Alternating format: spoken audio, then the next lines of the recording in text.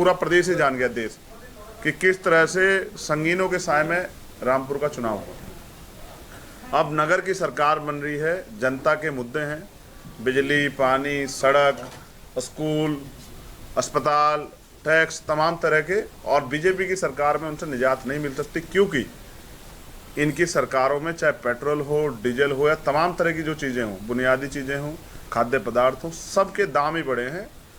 सब लोगों को, आम आदमी को परेशानी का सामना करना पड़ा है। तो हमारा गठबंधन, उसके प्रत्याशी जनता की सेवा में लगातार लगे रहे। हमारे यहाँ से गठबंधन के प्रत्याशी भाई विजय जी, उन्होंने इस क्षेत्र की सेवा की है, सभी जाति धर्मों के लोगों का उनको समर्थन है, और ऊपर से हम गठबंधन के लोग उनके लिए मेहनत कर रहे हैं। आज मैं यहाँ मौजूद हूँ, हमारे और गठबंधन के शीर्ष नेतृत्व भी यहाँ समय समय पर आके, हमारा प्रयास रहेगा कि इस सीट को जनता के आशीर्वाद से हम लोग जीतें। नीतीश कुमार जी जो अभियान लेकर चल रहे हैं 24 में, किस तरह के परिणाम उसके लिए?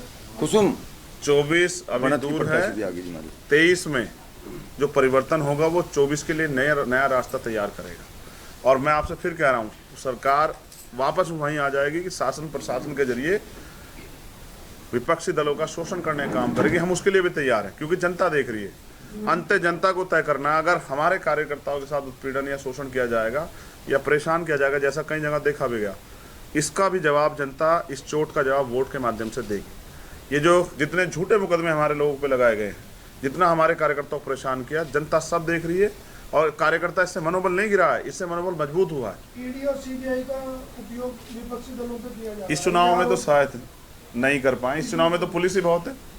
तो मगर पुलिस को भी ये पता है कि सरकारें बदलती रहती। मैं तो पुलिस के जिम्मेदार अधिकारियों से कहूँगा कि आपको कुर्सी जो है वो बाबा साहब अम्बेडकर के संविधान की वजह से मिली है, किसी सरकार की देन नहीं है आपकी नौकरी। तो आपको कानून सम्मत कार्य करना चाहिए, जो कि कई जगह पे नहीं देखा जा रहा है।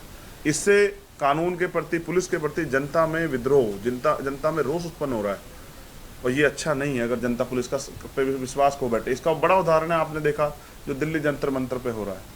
पुलिस को कंप्लेंट देने के बाद कोई मुकदमा दर्ज नहीं हुआ, सुप्रीम कोर्ट का ऑर्डर आया, सुप्रीम कोर्ट के आदेश के बाद मुकदमे दर्ज हो रहे हैं। तो ये बीजेपी के राज में पुलिस का ये व्यवहार हो गया आम जनमानस के प्रति। आपने अखिलेश यादव पे आरोप लगाया था कि दलित वोट नहीं चाहिए, गठबंधन किस मुद्दों को लेकर के हुआ है?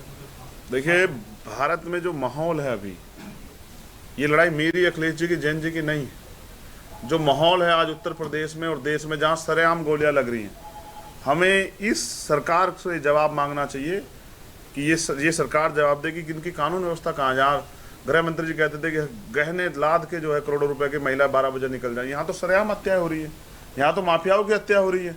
यहाँ तो इनकाउंटर के नाम पे आकाश गुजर के साथ जो हुआ, एक मध्य प्रदेश का बेटा जब वो अग्निवीर की भर्ती में शामिल होने आया, तो आगरा में पुलिस ने मार दिया उसको, उसके परिवार के लोग लड़ते रहे, तब कोर्ट के आदेश पर मुकदमा दर्ज हुआ। तो यहाँ जो कानून व्यवस्था है उसके बारे में हमें सवाल करना चाहिए। समाजवादी पार्टी हमारा गठबंधन इसी बात पे है कि इन वर्गों के हित करने के लिए, इनसे लड़ने के लिए हमें इकट्ठा ही होना पड़ेगा।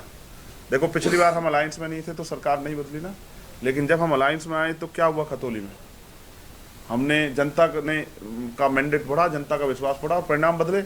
हम फिर परिणाम बदलने के लिए इकट्ठे हुए हैं। ये हमारी व्यक्तिगत लड़ाई नहीं, ये प्रदेश की उन्नति, प्रदेश के विकास और प्रदेश में कानून व्यवस्था सही है उसकी लड़ाई है। जैसे गठबंधन ताकतवर होगा, सरकार की भी आंखें खुल जाएंगी, वो भी जो अनुचित कार्य कर रही है, जो अन्याय कर रही है, तानाशाही कर रही है, उसको बंद कर देंगे। आप देख लें, कई जगह समाजवादी पार्टी गठबंधन में अपने प्रत्याशी खड़े किए हैं, उनको आप किस तरह? देखिए, ये बहुत छोटा चुनाव है, सभी कार्यकर्ता लड़ना चाहते हैं और कार्यकर्ताओं को निराश नहीं किया जाता। तो हम लोगों ने तय किया आपस में कि ठीक है, जो जहाँ लड़ना चाहता है फ्रेंडली हम लोग उसको लड़ा देते हैं, सब हमारे ही तो हैं। तो इसलिए इन चीज़ों पे मत जाइए। लेकिन हमारा गठबंधन, आप देखिए, समय के साथ, अभी जैसे कल का दिन बाकी, आप देखना कि हो सकता है सब संयुक्त होकर बीजेपी के खिलाफ ही लड़े। आप देखें, क्या खतौली की तरह यहाँ निकाय चुनाव के भी परिणाम आएंगे? आपको मैं यहाँ बैठा हूँ तो इसी बात की गवाही है कि बढ़त हो या थाना भवन या शामली, और परिणाम गठबंधन के पक्ष में आएंगे। चंद्रशेखर का क्या मन है 2024 के चुनाव में? चंद्रशेखर नगीना से लड़ना चाहेंगे या सहारनपुर से? क्या तैयारी है 2024? अब चंद्रशेखर इंडिविजुअल व्यक्ति तो नहीं है, नहीं, दावा पार्टी जो है, पार्टी का दावा, हाँ, हमसे बड़ी है पार्टी और पार्टी का अनुशासन। पार्टी जहाँ तय कर दे, पार्टी तय करेगी नहीं लड़ना तो नहीं लड़ेंगे। पार्टी ये कहे कि जैसे आज प्रचार में हो, ऐसे जाके प्रचार करना तो वो पार्टी का काम इन करें। दोनों सीटों में से किस पे दावा रहेगा, नगीना या सहारनपुर? मुझसे बड़े पार्टी में सीनियर लोग हैं, वो तय करेंगे। मैं तो पार्टी का एक सिपाही हूँ, छोटा सा कार्यकर्ता। जैसा आप भी गठबंधन के एक जिम्मेदार पार्टी के जिम्मेदार व्यक्ति हैं, तो हमारे यहाँ कुछ फैसले करेगा नहीं? हमारे यहाँ फैसले मीडिया के सामने नहीं होते, टेबल पे होते हैं। जिस दिन टेबल पे फैसला आ जाएगा, मैं आप लोगों के मन सामने तो होता है, रखूंगा। मातृभूमि है आपकी, वहाँ से जुड़ाव रहा, वहीं से आपकी शुरुआत हुई है। मातृभूमि तो ये देश भी मेरा है। नहीं, शुरुआत बताओ हम प्रथम और अंत्य भारतीय हैं या नहीं, आप बताओ। कैरियर की शुरुआत भी आपकी वहीं से पूरी देखो, सब कुछ हुआ हम है। किसी राजनीतिक दल में हो, किसी का मेंबर हो, किसी जाति से हम, लेकिन हम भारतीय तो हैं ही। तो मेरी मातृभूमि सिर्फ सहारनपुर क्यों, आप बताओ। चंद्रशेखर जी भी आपने ये कहा है कि माफियाओं की हत्या आप ये मानते हैं कि गोरखपुर ही उनकी मातृभूमि, मुख्यमंत्री तो पहाड़ के हैं? नहीं, मेरा मतलब ये है कि कहीं से एक जुड़ाव होता है। जुड़ाव तो मेरा पूरे उत्तर प्रदेश, क्योंकि ठीक मैं है, तो मन- जहां मन अन्याय क्या है वहां चुनाव- चंद्रशेखर आजाद। मन क्या, कहाँ से चुनाव लड़ना चाहेंगे? देखिए, मेरा मन ये है कि मैं अपनी पार्टी का एक सिपाही हूँ और मैं अनुशासित सिपाही हूँ। हमारे नेता जो हैं, हमारे जौनपुर में, उन्होंने आदेशित किया, तो हमारे गठबंधन के साथ ही हम बैठ के यहाँ प्रेस कर रहे हैं। उनका आदेश होता तो मैं वहाँ सड़क पे खड़ा होकर प्रचार कर रहा हूँ। विधानसभा चुनाव में आपने ऐलान किया था गठबंधन नहीं होगा, तो अभी गठबंधन में चल रहा है, अगर गठबंधन टूट गया तो फिर क्या होगा? आपको गठबंधन से तकलीफ नहीं होनी चाहिए मीडिया के लोगों चंद्रशेखर जी, को। आपको तो खुशी होनी चाहिए कि विपक्ष मजबूत हो रहा है। खतौली में आप जो है एक साथ आए, गठबंधन में आए, उस समय जो है मायावती जी ने कोई अपना कैंडिडेट वहाँ नहीं उतारा। आपको दलित वोट के तौर पर देखा जा रहा है कि जैसे चंद्रशेखर गठबंधन में आए हैं तो दलित वोट जो है गठबंधन में शिफ्ट हुआ। तो अब जहां आप निकाय चुनाव की आप बात कर रहे हैं, हर जगह आप लोग एक एक सीट आपको पार्टी ने दी है, गठबंधन ने दी, तो वहां बीएसपी भी चुनाव लड़ रही है, तो उसमें आपको लग रहा है कि फर्क होगा वोट बैंक, क्योंकि मायावती के सामने आप अपना कद कहाँ देखते हैं? नहीं, वो हमारी बड़ी है, मैं उनका सम्मान करता हूँ। आप ये जानो, जो मेहनत करेगा जनता के दिलों पे वही राज करेगा। अब आप बात कर रहे हैं कि वहाँ उनका प्रत्याशी नहीं था, लेकिन वहाँ तो बीजेपी ये कह रही थी कि अगर बीएसपी का प्रत्याशी नहीं तो सारा वोट हमें मिलेगा। मीडिया के लोग इस पर क्यों नहीं सवाल बताते, जवाब देते हैं? उन्होंने कहा कि उनकी दूसरी चॉइस बीजेपी है, नहीं है चॉइस, वो उसके साथ खड़े जो उनकी लड़ाई लड़ रहा है। और अब आप देखना कि आपको 2022 में तो उन्होंने मुझसे खुद कहा कि इस बार आप नहीं जीत पाएंगे, आपकी नई पार्टी है तो हम उसको देंगे जो जीत रहा हो, क्योंकि हमारे लोग बीजेपी से मुक्ति चाहते हैं। अभी आपने उन्होंने गठबंधन को वोट दिया, अगर आप देखेंगे तो आपको और परसेंटेज में पता लग जाएगा।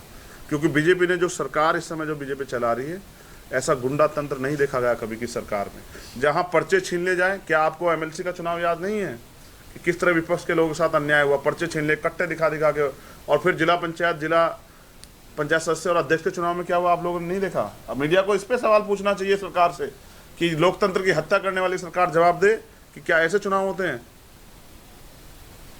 तो जनता सब देख रही है। अभी आपने बताया कि माफियाओं की हत्या हो जाएगी, क्या गलत है? नहीं, मैं हत्या कोर्ट, अच्छा आप ये बताइए, कल किसी का आपसे बैर हो जाए और वो आपकी हत्या करने के लिए घूम लग जाए, ये तो सही नहीं है। अगर कोई अपराध करेगा उसको सजा कोर्ट दे। मैं तो कहता हूँ इतनी सख्त सजा दे कि दोबारा कोई अपराधी पैदा ना हो पाए। लेकिन अगर तो कहते हैं मट्टी में मिला दिया माफिया को। मट्टी में मिला दीजिए ना ब्रजभूषण सिंह को, जिनके ऊपर इतनी बच्चों के उत्पीड़न का आरोप है, मिलाओ मिट्टी में। लेकिन उन्हीं के साथ ही उनके पक्ष में भी खड़े हो। मैं क्या कह रहा हूँ, मिलाओ मिट्टी में। हम तो देखें, कुलदीप सेंगर को मिला दिया हो, चिन्मयानंद स्वामी को मिला दिया हो, किसानों के ऊपर गाड़ी से कुचलने वाले अजय कुमार टैनी को मिला दिया हो। किसको मिट्टी में मिला दिया है? मिट्टी में जिसको मिलाना चाहते हैं, जिनको मिलाना चाहते हैं, जिनसे उनका राजनीतिक एजेंडा सेट होता है, वो तो खुद मिट्टी में मिल जाएगा जो अपराध करेगा। कोई अपने आप को ताना साना समझे, सरकारें आती जाती रहती हैं, और मैं तो समर्थन करूंगा अगर अच्छा कोई काम होगा, लेकिन सरकार तो नहीं कर रही है। देखो, आप बात कर रहे थे, मैं आपको बताता हूँ मुद्दे। दलित वर्ग के, पिछड़े वर्ग के बच्चे स्कॉलरशिप लेते थे, खत्म कर दिए सरकार ने। 60,000 स्कूल बंद कर दिए सेंटर की सरकार ने, जो भाजपा की सरकार है। प्रमोशन में रिजर्वेशन पे दलित और पिछड़ों के कोई बोलना नहीं चाहता है। किसानों की फसल पे एमएसपी के वादे किए, किसान उठ के चले आए, आज तक बात नहीं की सरकार ने। अब फसल के मुआवजे के नाम पे 1-1 रुपया दिखाते हैं। और जिस तरह से महिलाओं का, आप एनसीआरबी का डाटा उठा के देखिए, जिस तरह महिलाओं के साथ हत्या और रेप हो रहे हैं उत्तर प्रदेश में, शर्म करनी चाहिए सरकार को। अगर मुख्यमंत्री में जरा सी भी नैतिकता होती तो वो इस्तीफा देते, लेकिन है ही नहीं। यूपी में ना कर्फ्यू ना नहीं, एनसीआरबी के आंकड़े तो कहते हैं कि सपा सरकार के मुकाबले घटे हैं। सब कुछ चंगा ये वाले पिछले देखे हो तो बता दो। चलो बताओ, 2016 में कितने थे और अब कितने हैं, आप बता दो।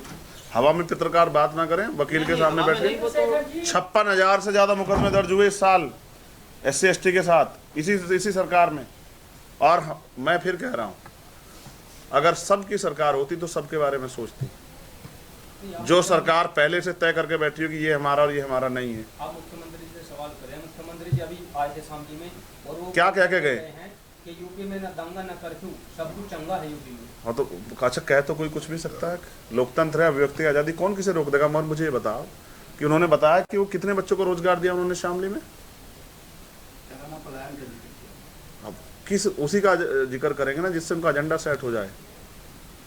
कितने बच्चों के कितने माओ के आंसू पूछे उन्होंने बताया? उन्होंने चुनाव के समय राशन दे के लोगों की वोट लौटने का काम करते हैं और उसके बाद चुनाव के बाद फिर कौन पूछेगा? गरीबों को राशन देना गलत। कौन मना कर रहा है? ये तो अधिकार है, संविधान ने दिया। मुख्यमंत्री कौन होते देने वाले? टैक्स नहीं देते गरीब, हमारा पैसा लेके हम ही को वापस करके और हमारी बिल्ली हमें मियाऊं। क्या बात बताई आपने? हर व्यक्ति को रोटी कपड़ा मकान की गारंटी देता है संविधान, पढ़िए तो सही। तो मुख्यमंत्री कौन है देने वाले? टैक्स का बजट क्या है? जनता जो पैसा देती है, टैक्स देती है, वही तो बजट है। हमारे जनता से लिए हुए पैसे को और जनता को दे देना कौन सा बड़ा काम है? उसमें से भी रख ले रहे हो। वो तो कहते हैं हमने 80 करोड़ को संध्या कोरोना काल में। आप उनके प्रवक्ता थोड़ा ही हो जो ऐसे कह रहे हो कि वो कहते हैं वो कहते हैं। उनकी बातें क्यों याद रख रहे हो? उनके बयानों पे ध्यान मत दो, जनता के बयानों पे ध्यान दो। आप ये देखो, बताओ क्या कानून व्यवस्था का। चंद्रशेखर जी, एक लास्ट सवाल मेरा। आपने कहा था समाजवादी पार्टी दलित वोट लेना चाहती है, दलित विरोधी है। आपको क्या लगता है, क्या इस बार समाजवादी आपको ये बात याद है नहीं है? मैंने ये भी कहा कि भारतीय जनता पार्टी के राज में दलितों का के साथ जो अन्याय हो रहा है उसका जवाब हम देंगे। तो ये क्यों नहीं आपको याद है? नहीं, आप फिलहाल किस लिए आए? चुनाव में वोट मांगने के लिए आए ना? हाँ, हम आरएलडी वोट करेगा? जब परिणाम आएगा आप देख लीजिएगा, वोट भी करेगा और हमारे प्रत्याशी भी जीतेंगे। और मीडिया का मैं मीडिया लोकतंत्र की चौथा स्तंभ है, उनको मुद्दों की आवाज उठानी चाहिए। ये सरकार तो इंसानों को भी पिंजरे बंद न करना चाहती है और जानवरों को भी। और आप देखा, ये मोहब्बत पसंद ही नहीं करती है। और सारस वाला मामला आपके सामने उदाहरण है कि इतनी नफरत है कि अगर कोई प्रेम कर ले जानवर भी तो उसको भी जुदा कर देते हैं। ये ऐसी विचारधारा अच्छी नहीं है। अच्छा, कल आप दिल्ली गए थे, धरने में भी शामिल हुए थे, अडवाणी ने क्या अब ब्रजभूषण जी ये कहना कि मुझे फांसी पे चढ़ा, तो लेकिन ओलंपिक जो है उसको होने दो। वो कौन रोक रहा है ओलंपिक को? बताइए। ब्रजभूषण सिंह तो रोक रहे हैं। देखिए, अगर कोई आदमी ताकत में बैठा है तो वो सत्ता का दुरुपयोग करेगा। मैंने भी उनसे कल कहा, अगर आप निष्पक्ष यहाँ चाहते हैं ब्रजभूषण सिंह, तो आपको चाहिए कि आपको रेसलिंग फेडरेशन के अध्यक्ष पद से इस्तीफा दे देना चाहिए और जांच होने देनी चाहिए। लेकिन देखिए, भारत में कानून में असमानता कैसे होगी? संविधान तो कानून सबके लिए बराबर की बात करता है। यही मुकदमा अगर ब्रजभूषण सिंह की जगह किसी और पे होता तो आप बताइए उसका घर मिट्टी मिलता नहीं मिलता उत्तर प्रदेश में? उससे भी छोड़िए, क्या वो आदमी गिरफ्तार होता नहीं होता? आप बताइए पोस्को के मुकदमे में, लेकिन अभी तक भी नहीं हुआ। तो ताकतवर लोग कानून से खिलवाड़ करते हैं। यही सरकार ने सिखाया जनता को। जनता में बहुत गुस्सा है। आप मेरी, अखिलेश जी की, तमाम लोगों की छोड़िए, हमारा गठबंधन जीतेगा। आप बस निष्पक्ष होकर खबर दिखाते रहिए। धन्यवाद। चंद्रशेखर जी, कुछ लिया ये कुसुम आगे जी मिल गई है मैम, मुझे मिल सचिन आओ भाई। मतलब मैं ये जानना चाहता हूँ कि आप निकाय चुनाव का प्रचार कर रहे हैं, फिलहाल जो हमारी पार्टी है, देखिए गठबंधन लड़ रहा है और मैं यहाँ किस लिए हूँ? गठबंधन के लिए हूँ ना। आस्था कितनी सीटों पर लड़ रही है? इसका डाटा देखो। मैं परसों बिहार था, कल दिल्ली था। दिल्ली में चुनाव तो नहीं है और बिहार में भी नहीं है। तो मैं अपनी पार्टी के लिए जहां मुझे सेवा मिलती है वो कर रहा हूँ। ये जानकारी हमारे नेताओं को भी तो पूछना शुरू कीजिए। हमारे सीनियर नेता यहाँ काम करें, उनसे उनके पास डाटा होगा। मैं पार्टी का एक वर्कर हूँ, सिर्फ उत्तर प्रदेश का नहीं हूँ। पिछले विधानसभा चुनाव में सीटों को लेकर जो खटपट हुई थी, आपकी थोड़ी नाराजगी भी सामने आई थी, तो क्या ये समझा जाए कि अब वो दूर हो गई है? दो भाइयों में अगर हिस्सेदारी को लेकर झगड़ा होता है तो इसका मतलब उनमें दूरियां नहीं होती है। और ये हिस्सेदारी का झगड़ा तो सदियों से चला है। इस पे तो युद्ध हुए देश में। महाभारत कैसे हुई आपको नहीं पता? तो पहले वाला झगड़ा क्या आपका हिस्सेदारी को लेकर था? लोकतंत्र में हिस्सेदारी ही है। जिस समाज की हिस्सेदारी नहीं, जिस समाज का नेता नहीं, जिस समाज में बल नहीं, उसकी सुनवाई कहाँ होती है? किसानों के अगर सुनिए, किसानों के अगर हिस्सेदारी होती और किसान नेता, वास्तविक किसान नेता लोकसभा में होते तो क्या किसान सुसाइड करते? अगर नौजवानों के हितैषी नेता होते सदन में तो क्या नौजवान सुसाइड करते? देखिए, इसका उदाहरण बताता हूँ कैसे कि लोकसभा में कितने, एक मिनट रुक जाइए, किसान यूनियन के कितने नेता हैं लोकसभा में? मैंने जो सवाल पूछा उसी का जवाब दोगे ना। मैंने पूछा कि लोकसभा में किसानों के कितने नेता, आप बताओ। आपने किसान यूनियन का जिक्र किया, कोई है क्या? कौन मना कर रहा है? मैं लोकसभा की बात कर रहा हूँ। नहीं है ना, तो मैं यही कह रहा हूँ।